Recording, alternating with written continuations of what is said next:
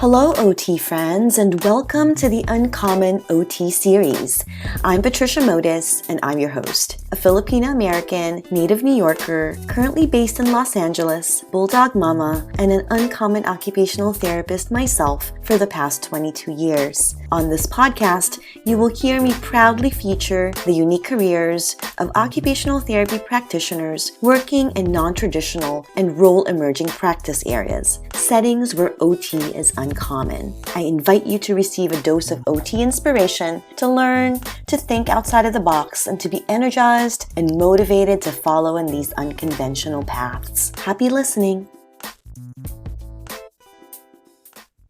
Welcome back, OT friends. Today, I am thrilled to introduce you to our guest of honor, Lizzie Andare. Welcome to the podcast, Lizzie. Thank you so much, Patricia, for having me. You're welcome. I am so excited to delve more into your work. For our listeners out there, Lizzie is an occupational therapist who works with refugees within refugee camps. So today she's going to unpack all of that for us. And why don't we get started with having you tell us a little bit about yourself? Maybe some of your favorite Absolutely. occupations. Thank you so much. Thank you so much for this opportunity. So, as you've heard, my name is Lizzie, and I'm an OT by profession. And originally, I'm from Kenya, but I'm currently practicing in the Maldives. I'm a born-again Christian, my identity is found in Christ. And professionally, my work sits at the intersection of advocacy, research, and clinical practice. I'm currently working with children with disabilities and their families and their communities and even the places they're situated in. And outside the work, I find meaning in different occupations. I will try to group them into spiritual and physical. So I swim a lot and I run, both for exercise, and I pray and worship to stay grounded and also to kind of center why I do what I do. And outside that, I also try to be as creative as possible. So I do pottery sometimes, I paint, and I am a plant mom to 15 plant babies. So I'm so happy I for see them them. in They're the back. thriving, let's say. And just today propagated more. So I have grandbabies. So I'm so happy for that. So I think these hobbies, they kind of help me to also just replenish the capacity that I give out. So they, in a Yes. way, fill up the cup so that I can pour out even more. So I think that's about me and my occupations. Well, thank you so much for sharing some of that. Your professional work I find is fascinating, and I can't wait to hear more about it. I know you've practiced in many countries with refugees within refugee camps. So I want to be able to, yeah, just talk about as much detail as far as that's concerned. And thanks for also sharing some of your favorite occupations. As we're like delving into your work a little bit more, can you first get us started by telling us like what motivated you to do this type of work? What has inspired you to work with refugees within refugee camps? Yes. I actually didn't plan to work in refugee context. I stumbled upon it when I finished my internship, my medical internship. In Kenya, you are kind of required to do a medical internship after your undergrad. And so my first employment was in the refugee camp. So it was never something I was looking forward to. And I'm so happy that I stumbled into it because it became the axis around which other opportunities have formed so far. Hmm. Working in the the refugee camp that I worked in is called the DAB. So working in the DAB really exposed me to how occupation is disrupted, and it made me also see how it's disrupted not by impairments, but by the systems, by the policies, by us as professionals who do not try to see how the aid that we give can also kind of disrupt these individuals. So that experience made me ask different questions, and it helped me kind of try and seek different answers. And so in that midst, I started pursuing my master's degree. And it wasn't because I thought there was any connection between me doing the master's degree and working in the refugee context, but it felt like it was a needed advancement at that time. And with this degree, I was I was able to see how the theories of occupational science were coming to life in this context. Because then Hmm. I got the language for occupational justice, which is where occupational disruption will come from. And now it made sense. What I was saying was actually something that was already written and taught. And so I think it just helped me to make it meaningful to those refugees. So I sort of moved from trying to see them from a biomedical approach to seeing them as occupational beings who have occupational needs that are not being met, because it really does need an OT to have that kind of lens. So I think that's Yes. where it drew me to continue working, because this is such an emerging field. Um, for OTs. We don't have a lot of OTs working with refugees in refugee Hmm. settings. So this is very Yes. emergent. And I felt like, oh, wow, there is urgent need for us to grow knowledge and capacity. So then what keeps me here is just the deep commitment to occupational justice. As a profession, we have to reenact occupational justice. So to me, trying to also uphold our professional vision, it's to say that, okay, what can I add to the already available literature? Is it specific, for example? And so once you've seen how policy and space and history shape everyday life, then it's impossible to like just purely see individuals as biomedical beings. So I think that will Yes. be my inspiration for what drew me to being an OT in the refugee context, and how I'm just trying to be there to kind of develop this area of practice. Yes. Well, it sounds like that was the root of your practice. Like soon after OT Yes, school, this is where you began. So typically I ask the yes, question, how did you end up there? But that's where you started, yes, right? yes, And it yes, sounds like from there, your path has evolved somewhat. So yes. can you share with us a little bit about how your path has evolved since? Yes, yes, absolutely, absolutely. I think it's so crazy to even think about how far I've come from that day, because I really did want to mention how I even continued staying there. I really have a supportive dad who sees the vision that I have, and he also sees the fire inside of me. And so I'm mentioning him because he has really shaped the many paths that I've taken. So Hmm. me stumbling into this refugee camp was a very pivotal trajectory point for me. But then along the way, he really shaped it. So Yes. um, I would say from now getting into into the refugee context, entering this master's program really also helped me to be in connection with people who are already doing this work, but who are Right. willing to take me further with them.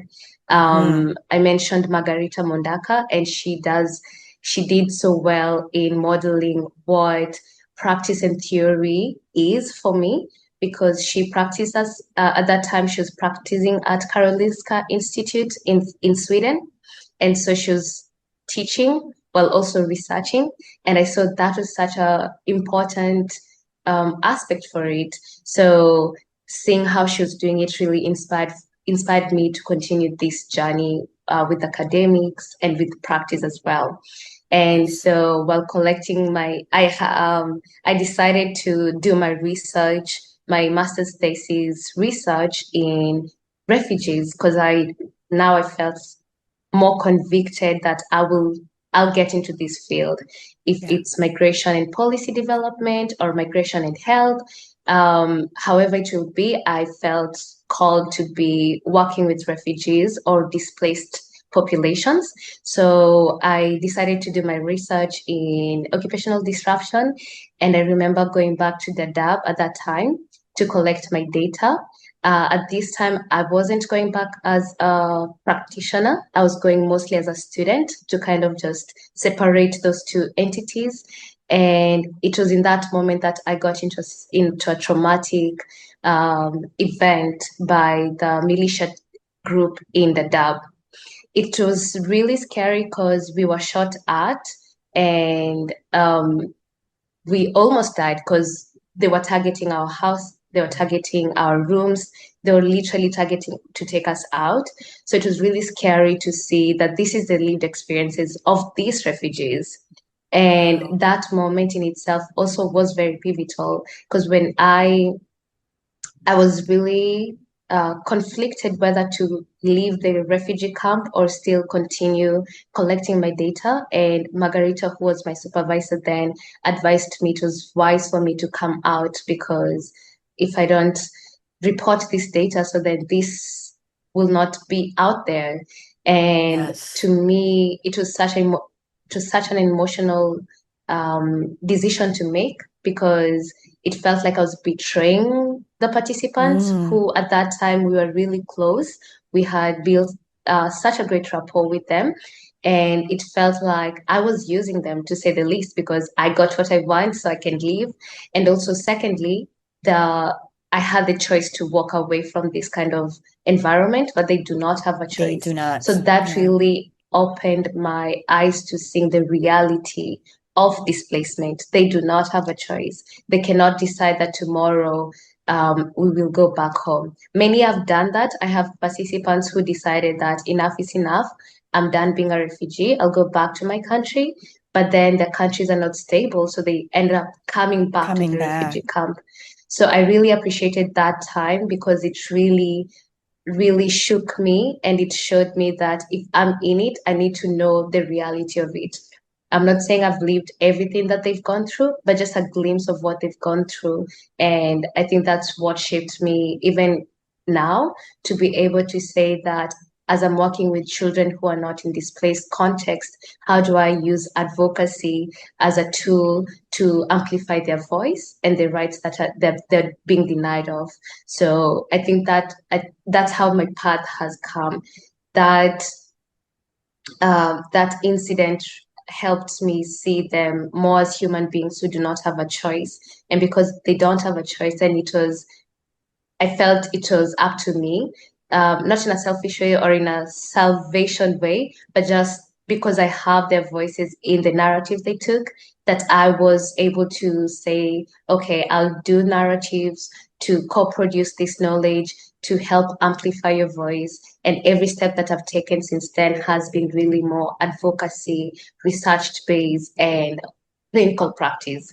Yeah, so I think Yes.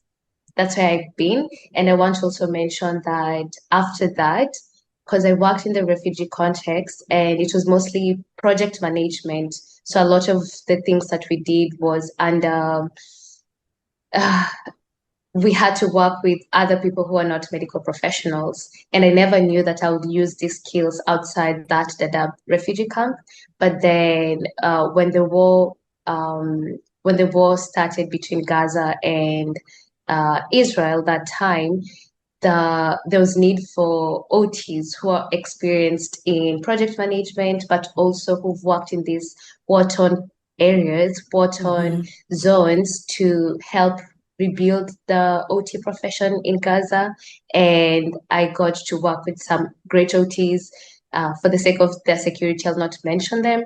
But then Hmm. I now ended up using my project managerial skills that I learned from Dadav and just seeing how everything was orchestrated for that moment was also very mind blowing to see that I can use these skills to help other people. Yeah, so I think Yes. that's my journey up to there. Well, it's been quite the journey. Let's start with that.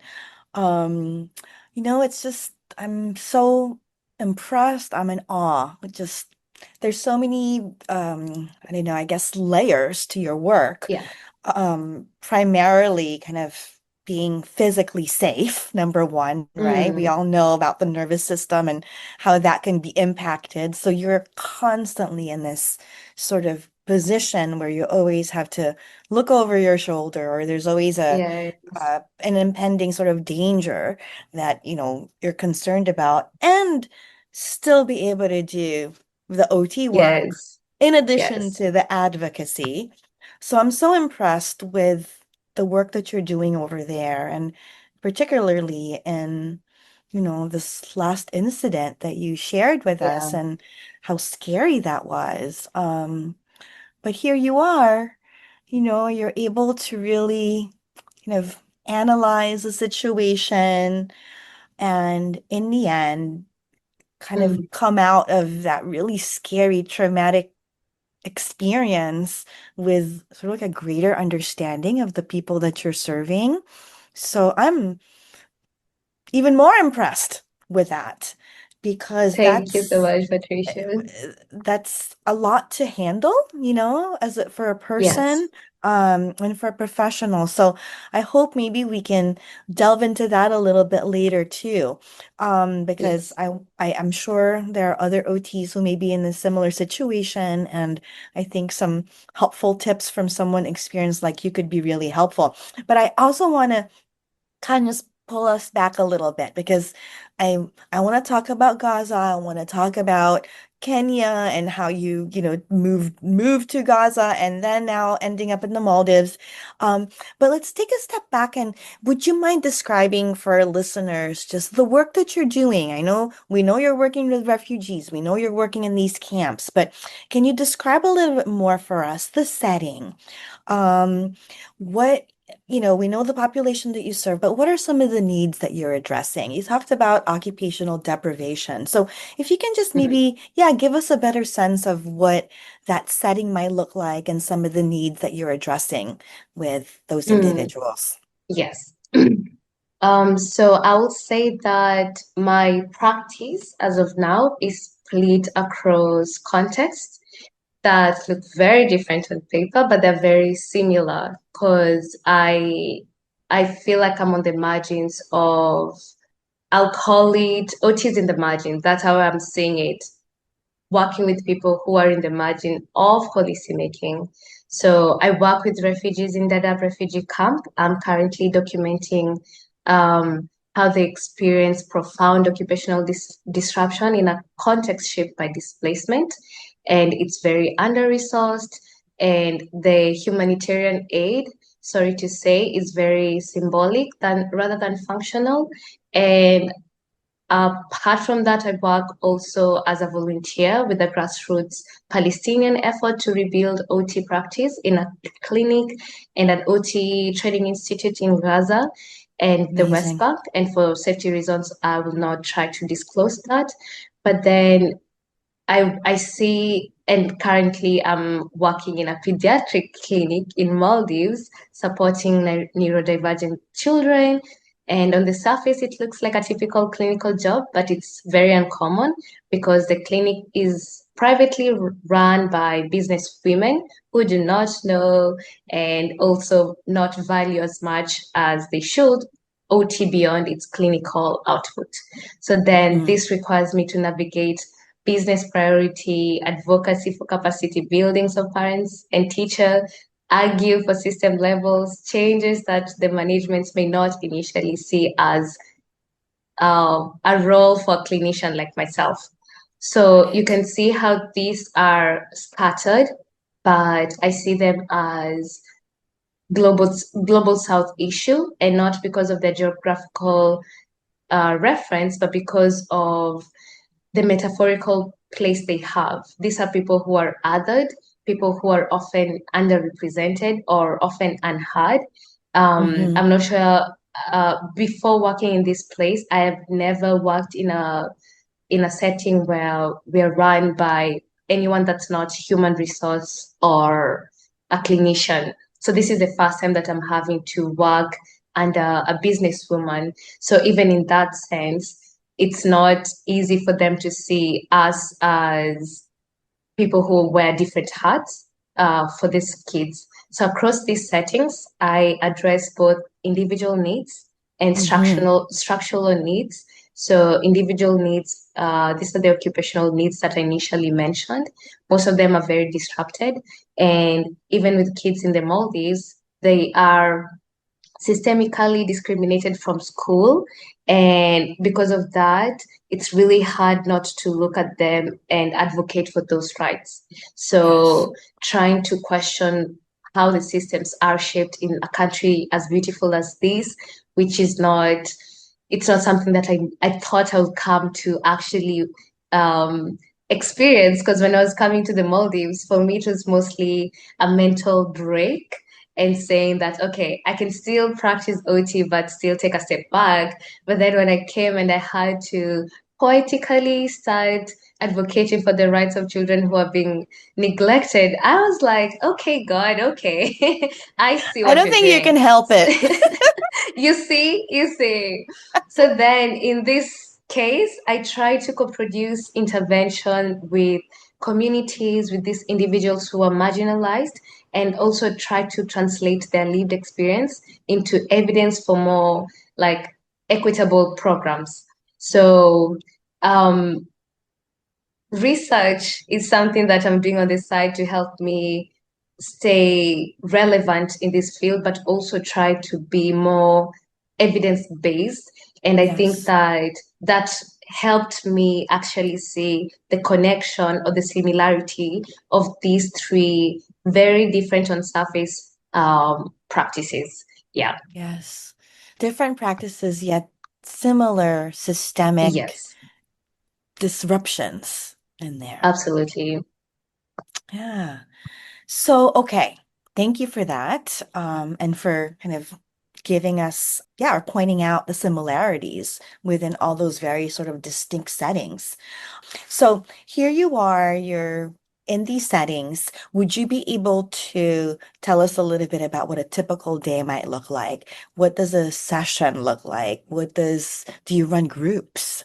And can you give us an example? Yes. Because of these hats that I'm wearing, I honestly don't have a typical day. I would say here in the Maldives, yes, I have a very scheduled 8 to 5 job, but because I'm publishing work for refugees in the Dab refugee camp in Kenya, and I'm also volunteering for the Gazan OTs in Gaza. I don't have a typical day. So then my work changes depending on the needs of the people and the communities that I'm currently trying to work with. Hmm. And but then I do have something that will help me structure my day. And if I'm going to say this is a day that is meaningful for me, then it might look like waking up at 8:30 or waking up before 8:30 to kind of start my day. Because during the day, I spend most time giving out and spending time trying to pass information or advocate, which is very draining. I try to have a very quiet time before my busy day. So just Hmm. spending quiet time with the Lord. From that, I'll have my swimming practice. I do it as a workout, but it's mostly relaxing because I'm Yeah. doing it in the ocean with all the beautiful sea animals you can imagine. And then during that time, then I will, after that, as I'm taking my breakfast, I'll try to see what are the things that I need to get done that are not within my 8 to 5.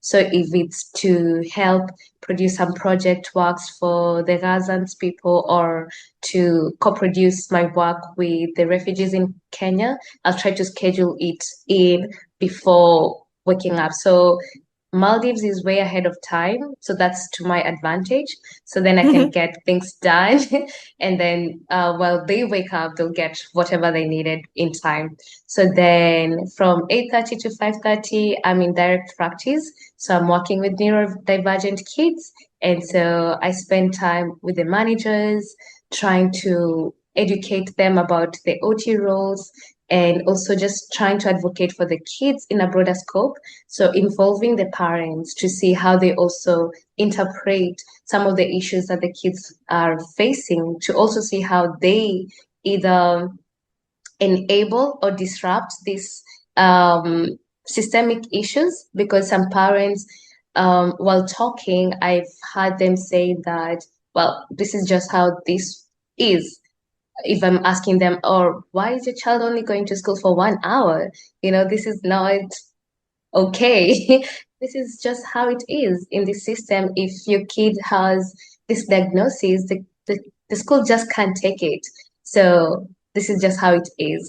And so that is so sad, because these kids are in an inclusive educational institute. So I'm left puzzled.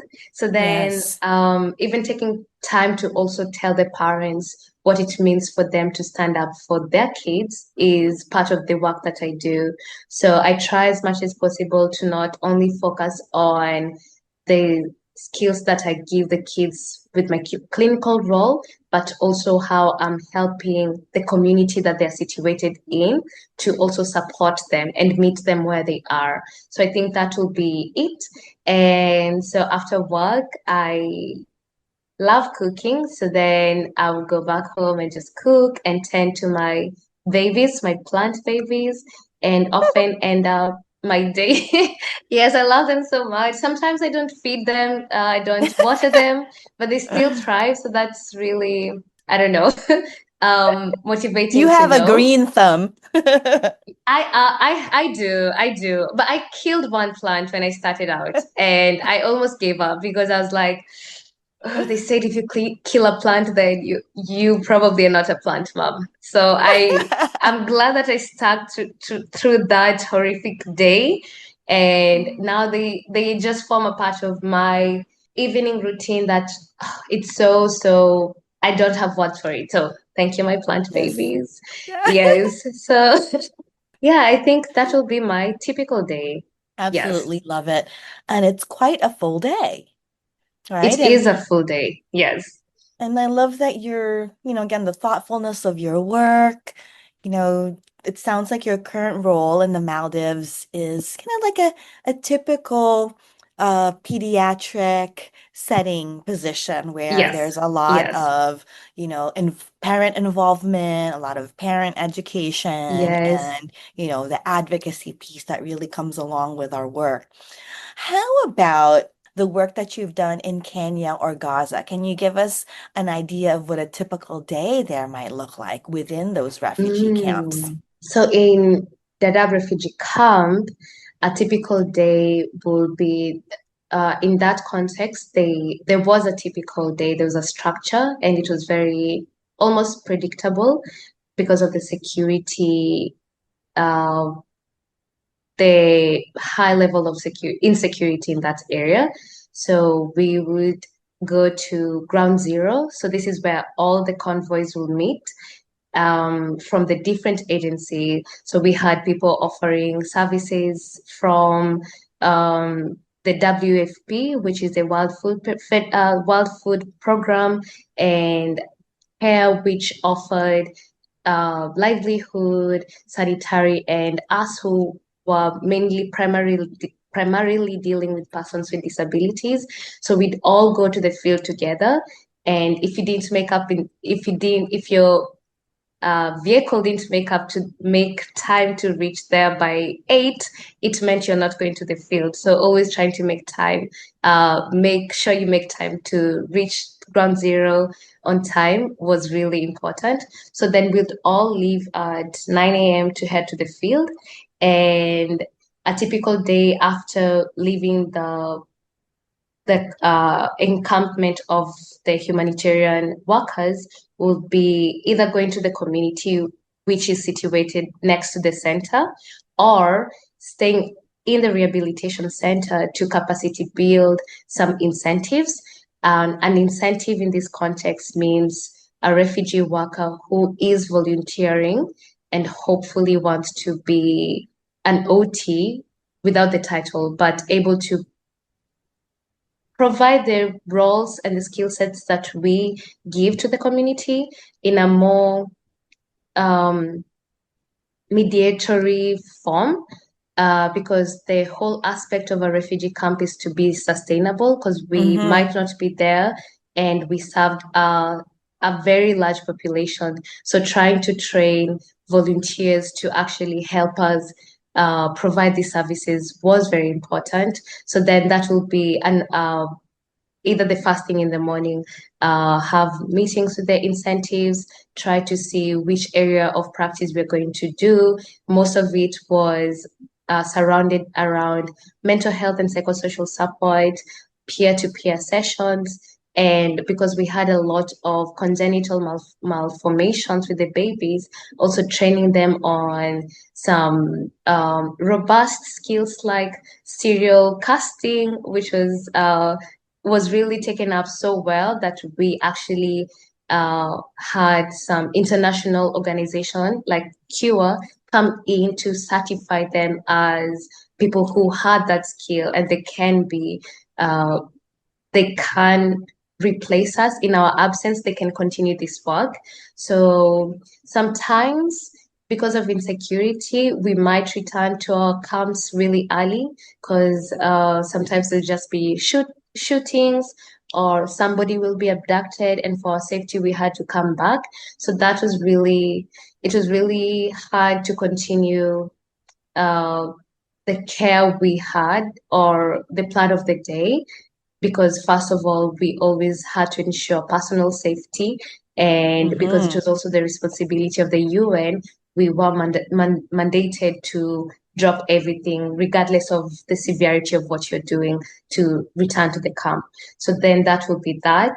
On other occasions, when we didn't have to catch the time in the field short, it meant that we are also holding coordination meetings with Mm-hmm. other agencies just to see how we're pulling all our professional efforts towards meeting the needs of these individuals. And so that's where I really honed my skills as an advocate to kind of tell them, especially the ones who are procuring assistive devices, because yes, we were the ones who are dealing with distributing these assistive devices, but we were never the ones who are ordering them.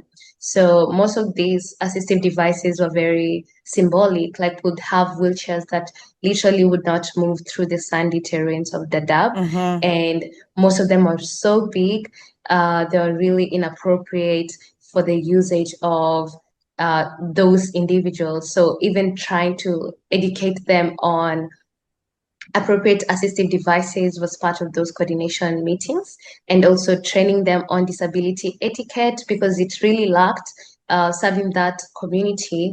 Refugees Mm-hmm. with disabilities were often underlooked. It was such a saddening reality that most of them were never acknowledged. Yes, Mm-hmm. on paper they wanted to say that we're being inclusive, but the numbers that they were giving us were never matching the workload that we were seeing. So we Yes. knew that they didn't have their their bodies in or their realities in mind when they were making the policies or trying to procure devices for them or trying to just meet their needs. They really didn't know the reality they're living in. So also trying to navigate that on a deeper level, also advocating for their rights to um, livelihood. And we did that through using the skills that they already had because these refugees were really active people in the community. Most of them are volunteering in the spaces that they were situated in let's say electrical things. Like they will be the ones who are mounting electricity in iron sheets in makeshift tents made out of sticks. And it was really baffling to see how they came up with such innovative ways. So even using those to kind of advocate for more livelihoods for them so that they can also have a decent or a dignified way to make a living out of them. So that Hmm. was mostly how I used to do my work. If we cannot do this work in the field, we did a lot of it online. So meeting the refugees, they had representatives. So meeting them to even ask them on an individual level, like what are the needs that we're not meeting, but we're trying to meet it in our own understanding. So then we'd have representatives trying to explain to us what the community is wanting at that specific time. If it was us rallying behind them as they lead their uh, disabled organization, because they did have disabled people organization, then that's what we used to do. And in Gaza, most of it is online because of the security right now. You mentioned earlier that your work in the Dab was online. Yes, yes, Sometimes, what does you mean on kind of on Zoom, just like you and I currently, or how does that work? yes, yes. Because then the insecurity really made it really hard to have certainty of how your day will be like.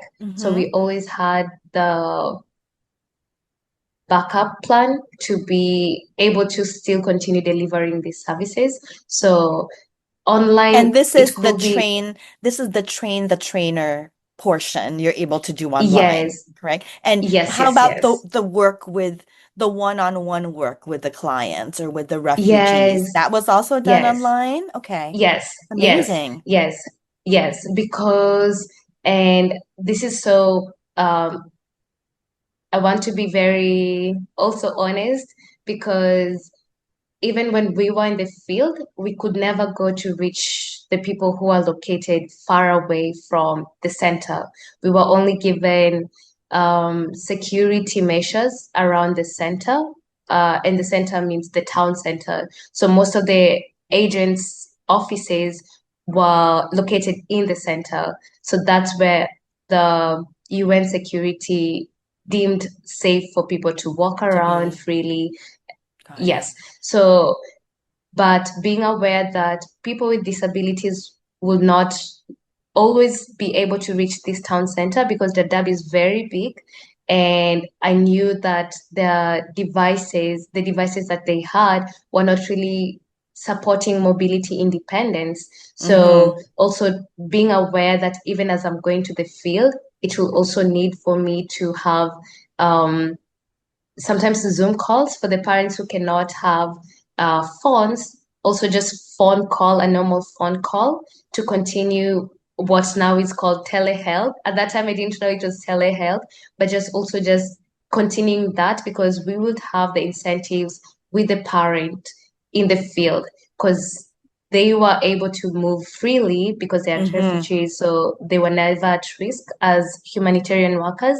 So also sending them in the community, but still giving them support while they are in the community, talking Got to the it. parents while in the community, Uh-huh. and still continuing the therapy with the parent online. Yes. So Got it. that is what it meant.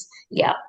So you mentioned, we sort of going into these places. So were you Yes. a part of a team? Were there other Yes. OTs as part of that team? Can you tell us a little bit about the constellation of that? Yes. Dadaab at that time had 600,000 population, and as of now, it has probably increased because from 2024, we had hunger from Somalia, and that's where most refugees come from. And so there's an influx of refugee right now, so it's probably more. At that time, we were only six OTs serving that uh, vast population. And per WHO, 40% of that population had disability. And as I've mentioned, this number is 40? not the accurate. So Did you sorry. say 40? 40% Yes, of yes, the and 600,000? yes, Wow. because but this number is also not underrepresented as per WHO. They say that the number is really high, but then as much as it's high, it's still not the accurate representation of refugees with disabilities. And so we were only six OTs. And we had three camps within the Dadaab refugee camp. So it's like three sections. We had one section, the second one, and the third one, and different OTs were located there. Um, we had probably two OTs working in one area, but because of the level of our expertise, we would move through the three camps depending on the need. So we had a working group, and it's important to mention that all six OTs are not employed by the same agency. And so it also showed how we had this heart of collaboration, even though Yeah. we were never part of the same contract. So even us working outside our official times to say we need training, we need a collaborative training for refugees who need this and this and that, that's how we used to do it.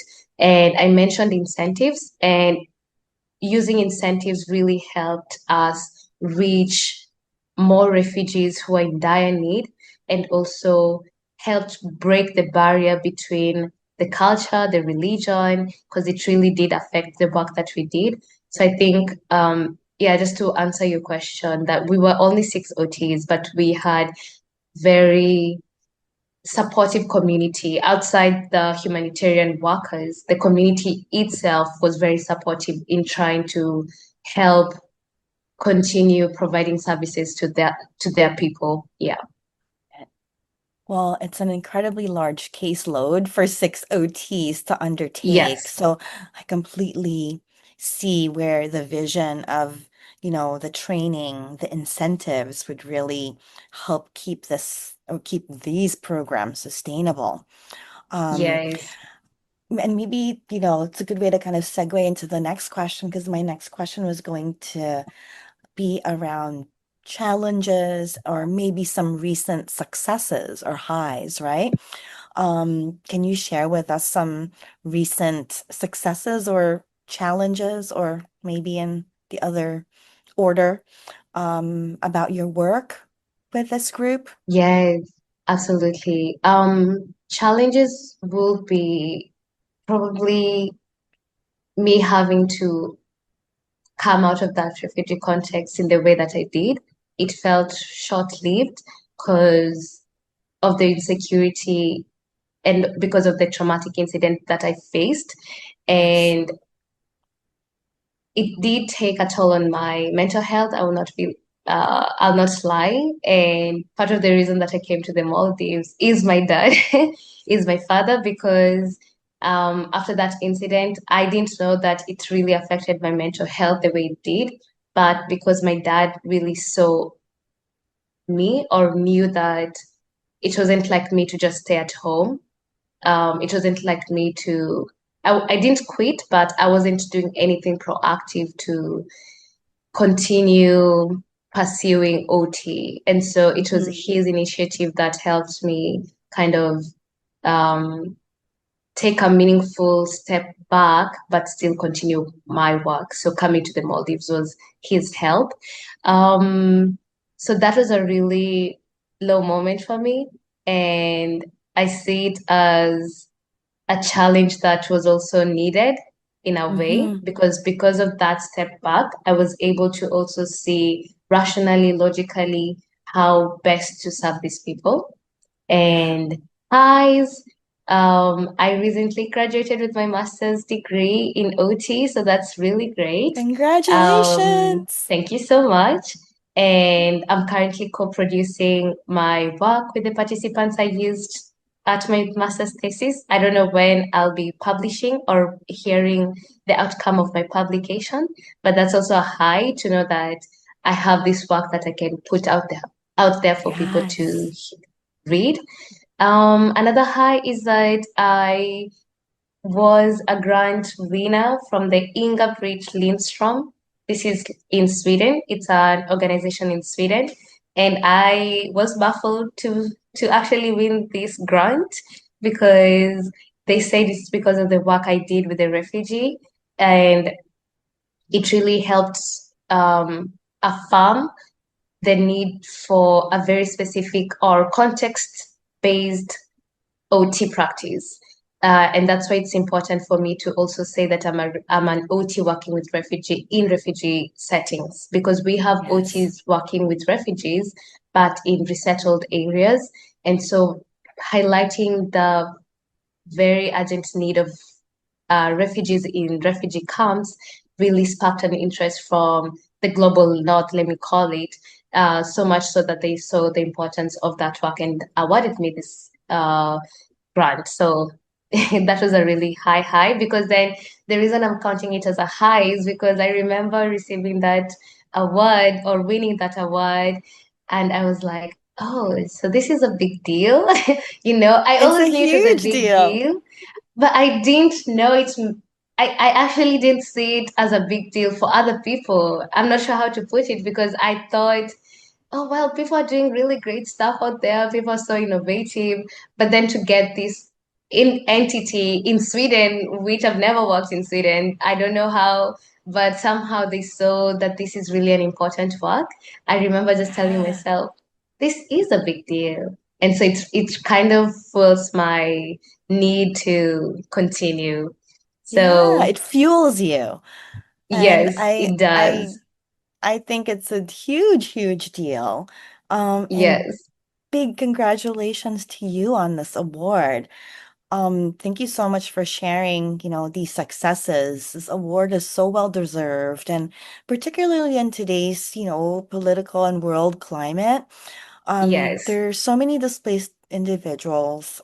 As OTs, you're basically telling us how we can fill this need, how we can Yes. fill this gap because it exists. And here you are, already having done it in three places. Um, Yes. can we step back before we get into like advice, stuff? Can we step Yes. back, and I want you to also be able to give us just a little picture of the work that you're doing with in Gaza. You talked about doing Mm, some research there and collaborating with some folks. Can you tell yes. us a little bit more about that? Yeah. It's really so emotional as well because we have a team of OT in the ground in Gaza right now who are themselves in need of help, but seeing how they're also proactively trying to sustain the profession there is also what fuels us or helps us to continue this mobilization. Um, so what we do as a collective in this group is we have different roles. So we have people who are mobilizing resources to come in, and this will be equipment or this will be food right now because of the hunger. And most of it primarily was to continue the OT profession. So as of last week but one, we had three OT graduates, so that was really encouraging. It's not a huge number, but that was really encouraging. And so this means that because the clinic that we were supporting or we are supporting had only one OT, and you can imagine how many people he was serving. And Yes. now having these three students who are working under him graduate to be OT practitioners also means that the community is having more people work on them. So this was really encouraging to see. So sharing knowledge and also being led by them, because what we were seeing, to be honest, was that we cannot bring the frameworks that we learned other than for them to be guidance. We cannot really impose them in that context. We cannot say that you have to do it this way. We only Mm-hmm. draw from them as guidance to say, okay, the occupational justice framework says this and this, but then the occupational justice calls for all of us to view these individuals as this and this. So um, most of the OTs in Gaza do not have that time to bounce back their ideas with us. So the lead OT there is who we use to have meetings with and share all our deliberates with. And he will be the one to actually take the lead from there.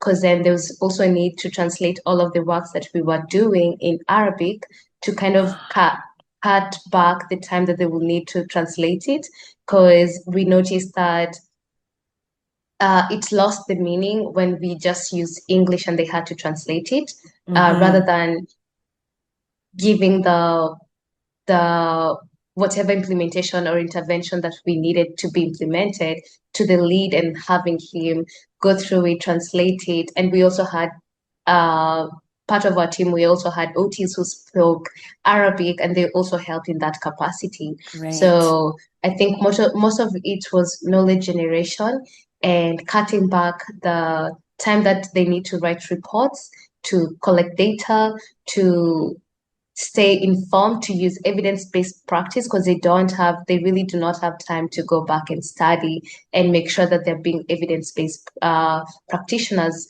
So that's where we came in. That's where we are coming in to say that we will do this with you and pass it to you for you to see the relevance of it as you continue doing the work that you do. So it's really Yes. emotional because then it's not going as we planned. At some time, the clinic was attacked, it was shot at, it was destroyed, but the clinician wasn't. So it meant the work still continued even in makeshift tents. And so um, it's really very emotional because Yes. we see the toll that it takes also on those OTs on the ground and to be far away and also in a position where we are safe, we are not living these horrific realities is Mm-hmm. very challenging, you know? And yeah, eventually we are hoping to also continue this work with the community itself, kind of using the idea that we used in the DAB to train the community to help train others so that they are all of them, not all of them trained, but most of them are trained to still continue this work that they do. Yes. And also because the OTs themselves, they need mental health support. Unlike us, the OTs who are working in Kenya, we were not refugees in those contexts. We were not under attack. We were not unsafe. So this means that we also need to look at these OTs working in Gaza as people who are also in need of mental health and psychosocial support. But that is Yes. a later plan. And the bombardment is also very unpredictable. So we don't know where we always start. We had to also take a time out, like a break from it, just to give them time to collect themselves and we move when they say we move. So we try to respect those kinds of boundary and sensitivity. Yes. Got it. So you mentioned these three new graduate occupational therapists who are currently in Gaza working with the only therapist, the only OT who was there at one point. Are they graduates of a university in Gaza or are they coming from somewhere else? They still continued their study online. Um, they still continue. I'm trying to slow down so that I don't say much of what's supposed to be not public information, but most of them continued their studies online. And that's why it was really needed for OTs globally to OT professors, OT lecturers to volunteer their time because we saw the hunger the OT students had when the uni was bombed and most of them just reached out to us in different capacities, but then it was mobilized by one organization that we kind of all fell into. So then they did graduate, but it was an online graduation because they were still continuing this study online. Got it. And much of the uni has not been disclosed. All we know is that they, at one point, were students who had to stop studying or the education was disrupted for a short period of time, and then they resumed, and then they finally graduated. So they were Gazan students before the bombardment, OT students, and they were doing their practicum with this clinician that we are currently working with and then they Hmm. finally graduated. Yes, so they are Gazans. So if we were to pitch to some of our OT listeners, a way for them to support this team of OTs in Gaza, how can we support them? Yes, that's a good question. We do have OTs actually in Gaza already with social media presence. And why I say this is because then we get to hear from them directly, however they need the support. Because what we've seen sometimes that the support we are providing them is um, food or Hmm. aid, let me say, financial support more Yes. than the educational bit that we thought was needed, because then it meant that we need to go with what need they have right now. And so I would say for the listeners that OT Disruptors is also a very great. This is an Instagram page, so sorry. It's an Instagram page called OT Disruptors. They've been elevating the voices of OTs in Gaza, and through that page, most OTs in Gaza's story have been highlighted, and all of them say, or all of them share in different ways how they want to be helped or assisted. If this is in terms of supporting the work that they're doing on the ground, in terms of procuring things, or in terms of financial aid, which is also now very important because of the starvation that has been proclaimed. And we also had the volunteer working group, but I think that was closed because they had called for more volunteers, but then that was closed already. But they still elevate the voices of these Gazans through OT disruptors. And through the OT disruptors, then you'll see the individual OTs working in Gaza right now. Yeah, Okay, so we'll make sure that we post the OT disruptors information along with your show notes so folks can get in there, see what it is that people need, and then maybe be able to contribute and assist. absolutely. Excellent. So thank you so much for, all this amazing information. I feel like I'm getting a tiny little glimpse, but I also feel like there's so much more to talk about. Yes, And yes. we're really just getting a little taste of it. But I appreciate you separating everything and then kind of bringing them back together when it's appropriate, right? Or when there's a sort of like a commonality between, some of these settings. Um, I'm sure our followers are going to want to connect. And if you had any career advice for any of our listeners who may want to follow your path in occupational therapy and working with refugees within refugee camps, what advice would you have for our listeners? Yeah. Um, from a humanitarian point of view, I would say that following my tears helped me go to where I needed to be. So how I'm saying that is your tears are your true north.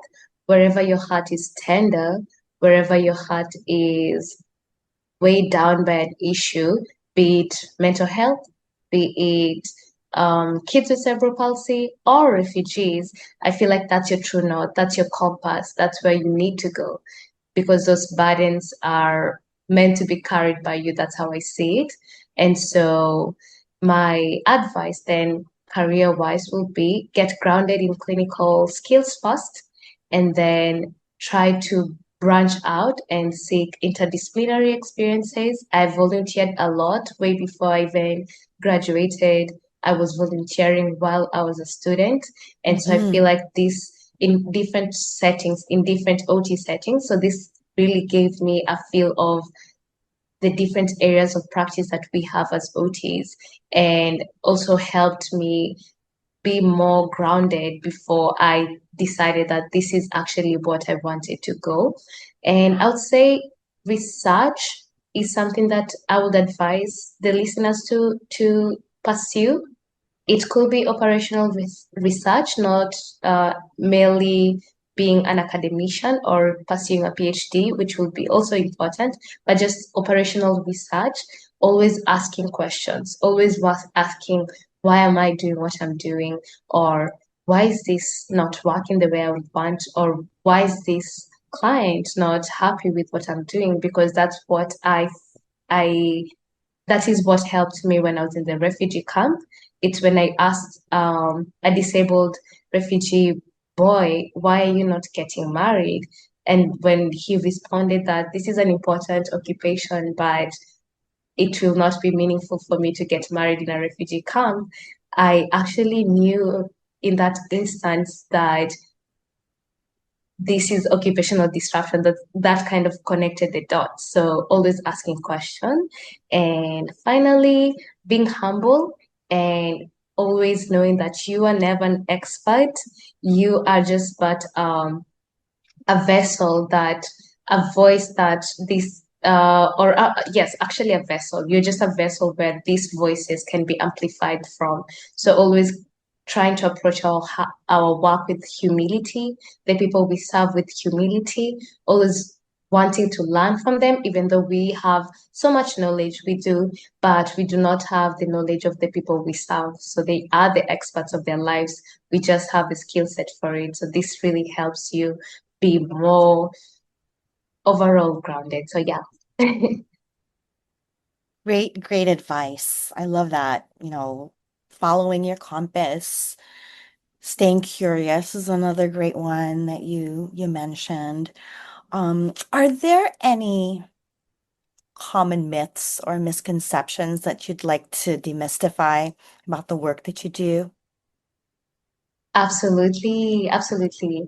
Especially when I came in the field of OT, initially people thought I was an activist because of how passionately I spoke about um because of how passionately I spoke about inequalities, injustices. So people thought I was an activist, and so they thought that OT is apolitical, which is not true. Because right now, if you're talking about social and occupational justice, it means that we are in political fields.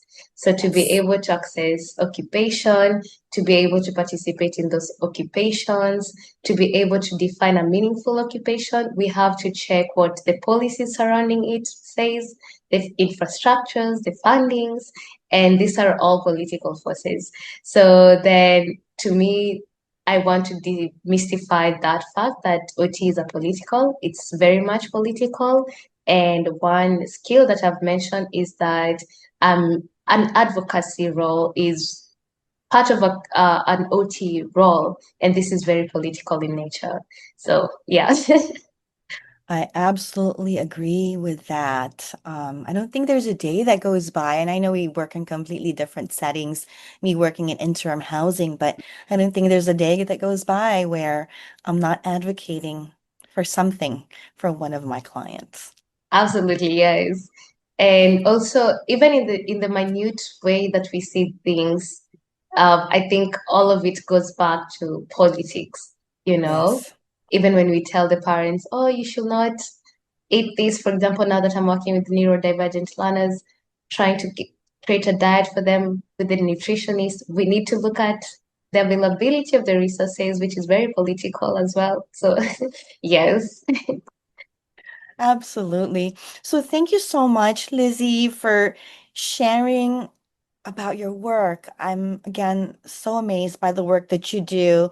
It's so much needed, and I really appreciate you sharing with us how OTs can make a difference there and how you're doing that. I wish you all the best in your continued advocacy for the children over there in Maldives and for our fellow OT practitioners in Gaza. I hope that our listeners can come in and be able to support our fellow OTs and make things a little bit easier for them as they're doing this very, very difficult work over there. What would be the best way for them to connect with you? Yes, thank you so much, Patricia, as well for having me. And for the listeners, they can find me and follow me on LinkedIn. So that will be Lizzie Andare. I also publish a lot of work there professionally, and also my journey in the refugee camp. I posted during my data collection process. I posted the reflections there. And on Instagram, I am at OT in the margins, and this page is mostly shaped for OTs working with people in the margins to rebuild their lives through occupations and also just co-producing their works. Yeah, and directly for any questions to collaborate or just learn more about the work that I do, you can reach me via my email, which is elizabethandare254@gmail.com. Excellent. So thank you again, Lizzie, for teaching us all about your work. Thank you so much for having me in this show. Thank you so much. And that wraps up another inspiring episode of the Uncommon OT series. Connect with me at www.transitionsot.com. And don't forget to sign up to be part of the Transitions OT community. By doing so, you'll receive my latest compiled list of uncommon OT practice settings, the latest news on mentoring offerings, uncommon OT live events, non-traditional OT resources, and more. You may also follow me on my social media pages on Instagram and LinkedIn. And if you love this episode, head on over to Spotify, Stitcher, Apple, and Google Podcasts to follow, rate, and leave a review. I also ask you to consider pledging your support to my Passion Podcast project by being a patron on Patreon. It is very much appreciated. Sending big OT love. Thank you so much for listening. Until next time.